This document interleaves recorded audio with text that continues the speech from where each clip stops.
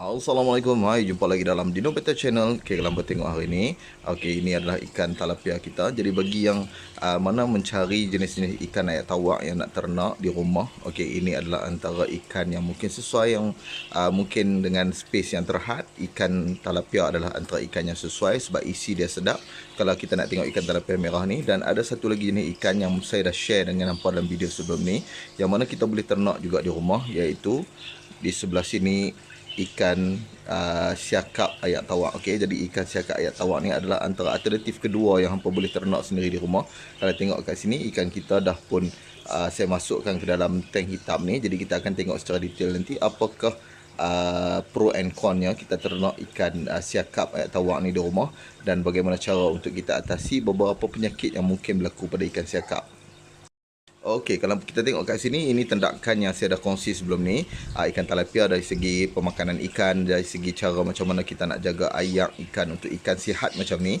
Jadi kalau tengok ikan talapia ni dah pun mencapai saiz, bagi saya saiz M, yang mana selepas ni kalau kita tengok untuk kita tuai hasil, kita perlu tunggu ke saiz L lah, lebih sesuai. Yang ni masih separa, okey, saiz yang boleh kita makan. Kalau kita nak makan saiz ni pun tak ada masalah, tapi isi dia tu taklah terlalu banyak. Okey, jadi kalau untuk ikan yang kedua yang kita nak fokus kali ni, yang mana ikan jenis siakap ni dia perlukan penjagaan yang lebih rapi sikit. Sebab kalau hampa tengok kat sini, ikan siakap yang dah saya belah ni dah mula jinak dan stabil dengan ayak yang kita setting. Ayak yang saya setting ni adalah 100% ayak pipe. Jadi ayak pipe ni, kalau untuk hampa yang nak mulakan peternakan ikan siakap, sebaiknya saya nasihatkan untuk kita takung ayak pipe ni selama 7 hari dan masukkan hypo, dan juga kita masukkan garam biru. Itu sebaiknya, sebab kita nak cegah beberapa penyakit yang mungkin ada pada ikan ni yang kita tak perasan. Okey, untuk peternakan ikan siakap ni, kita perlu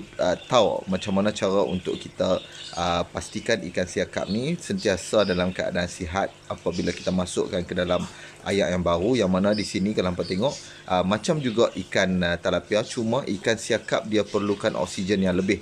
Okey, kalau oksigen ni putus ataupun kita buang oksigen, memang ikan siakap akan mati. Yang keduanya, penggunaan filter sangat penting, sebab ikan siakap juga dia mengeluarkan najis. Jadi najis tadi akan menghasilkan amonia yang berbahaya pada ikan.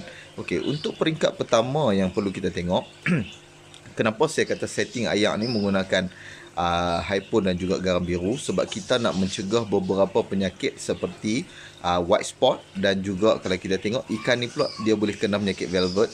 Sebabkan kalau kita masukkan ke dalam ayak yang pH dia tak mengikut kesesuaian dengan ikan siakap. Nanti saya akan share macam mana pH yang sesuai untuk ikan ni mungkin dalam video akan datang, macam mana saya nak tunjukkan cara kita setting ayak pula. Okey, jadi yang hari ni kita akan tunjuk secara basic saja supaya hampa buat persediaan sebelum nak menternak ikan siakap. Jadi kalau hampa tengok saiz ikan siakap yang saya tunjukkan dalam video sebelum ni, okey, hanya separa daripada saiz yang ada sekarang ni. Ini dah boleh dikatakan hampir 2 kali ganda saiz yang sebelum ni, dan juga ikan dah mula jinak lah. Ikan yang saya ternak ni hanya makan pellet. Okey, saya tak bagi lagi makan makanan hidup, sebab kita bimbang apabila kita dah mula feed ikan dengan makanan hidup seperti ikan ataupun makanan-makanan yang lain, dia dah tak nak makan pellet. Jadi pellet adalah sumber makanan utama yang senang kita cari dan senang kita beli. Jadi hampa perlu tengok dari segi sumber pemakanan yang lebih sesuai untuk kita ternak dengan skala kecil ataupun skala besar lah. Jadi kalau kita tengok kat situ, ikan saya ni pun tak lepas daripada terkena penyakit. 2 penyakit utama yang saya beritahu, iaitu penyakit yang pertama yang terkena pada ikan siakap yang saya belah ni adalah penyakit white spot. Yang kedua, terkena penyakit velvet. Okey, mungkin diakibatkan oleh ayak yang kurang sesuai, sebab saya tak takung langsung ayak ni. Saya hanya biarkan ayak ni selama separuh hari, dan saya terus masukkan ikan, sebab saya nak jalankan eksperimen, nak tengok macam mana ketahanan ikan ni. Jadi memang saya ambil risiko. Sehari memang 2-3 ekor ikan mati, dan sekarang ni hanya tinggal separuh saja daripada 100 ekor yang saya beli. Mungkin dalam 45 ke 50 ekor saja yang survive.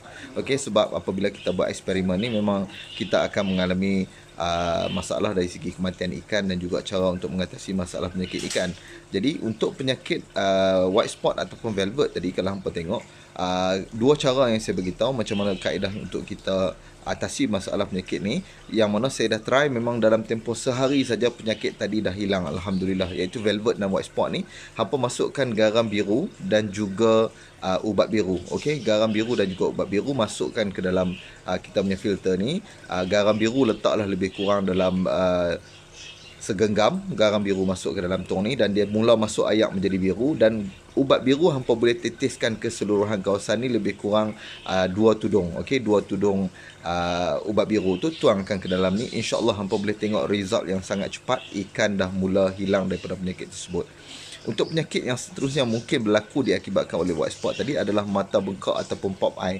Pop eye ni juga boleh menyebabkan penyakit ikan ni boleh mati. Yang mana pop eye ni pun hampa boleh guna kaedah yang sama, menggunakan garam biru dan juga ubat biru. Okey, itu adalah antara contoh macam mana kita nak atasi penyakit untuk ikan siakap, yang mana saya dah cuba dan hampa boleh cuba sendiri. InsyaAllah setakat hari ni alhamdulillah dah stabil lah ikan yang saya bela ni, lebih kurang sebulan lebih. Okey, jadi bagi hampa yang mungkin berminat nak menternak ikan siakap, yang ni memang saya galakkan sebab saya pun mula-mula memang excited. Bila dah mula ni, memang kita dah tengok hasil ikan dah mula stabil, alhamdulillah. Tak pun susah, cuma bagi orang yang mungkin mula-mula nak buat ikan, dia akan rasa payah sikit sebab ikan asyik mati. Tapi macam saya dah buat ni, okey, bila dah sampai satu tahap ikan dah mula stabil, alhamdulillah, ini adalah antara result dia yang saya tunjukkan hampa. Ayak pun nampak sentiasa jernih dan juga ikan pun sihat, alhamdulillah. Sama juga dengan ikan tilapia. Jadi kalau kita ternak ikan ni di rumah, bolehlah kita ambil hasil dan kita makan sendiri. Ataupun kalau ada customer yang mungkin berminat dengan ikan ayak tawak, yang mana ayak tawak yang kita ternak di rumah ni lebih terjaga lah dari segi ayak dan juga pemakanan. Ayak tak busuk dan juga pemakanan kita jaga, InsyaAllah kualiti isi ikan akan lebih sedap. Jadi ini adalah antara contoh bagi hampa yang mungkin nak memulakan penternakan secara kecil-kecilan di rumah. Ini adalah antara dua jenis ikan yang mungkin boleh cuba untuk pembela sendiri, sebab proses dia tak susah. Hanya ayak tawak, nak pakai ayak pahit pun boleh. Cuma sebaiknya make sure ayak tadi tak ada klorin dan juga pH ayak sesuai dengan ikan yang kita nak bela. Ikan tilapia lebih mudah, ikan siakap dia rumit sikit, tetapi itu pun tak ada masalah kalau kena dengan cara yang betul, insyaAllah. Okay, ini adalah antara ikan yang saya dah ternak sendiri di rumah, dan juga ada beberapa lagi kolam yang saya dah buka sebab kita dah tahu metod macam mana kita nak jalankan penternakan ikan tilapia dan juga ikan siakap. Jadi yang ikan beta kita still duduk jalan juga, cuma ada orang tak slow down sikit sebabkan permintaan yang kurang. Tapi bagi hampa yang mungkin nak dapatkan stok ikan orang apa ikan beta, boleh still contact saya. Saya akan hantar gambar dan juga video-video ikan yang mungkin ada dalam stok saya. Sebab sekarang ni hanya ada dua yang banyak lah kat saya. Sekarang ni ada yellow fancy dan juga orange base. Jadi boleh PM kalau nak tengok ikan dan juga kita nak berurusan untuk jual beli ikan lah, insyaAllah. Jadi yang ni untuk bagi yang berminat nak dapatkan ikan untuk dimakan, insyaAllah lagi 2 atau 3 bulan dah kita boleh tuai hasil kita ni, insyaAllah. Okay, kita jumpa lagi dalam video yang lain dalam Dino Beta Channel. Assalamualaikum.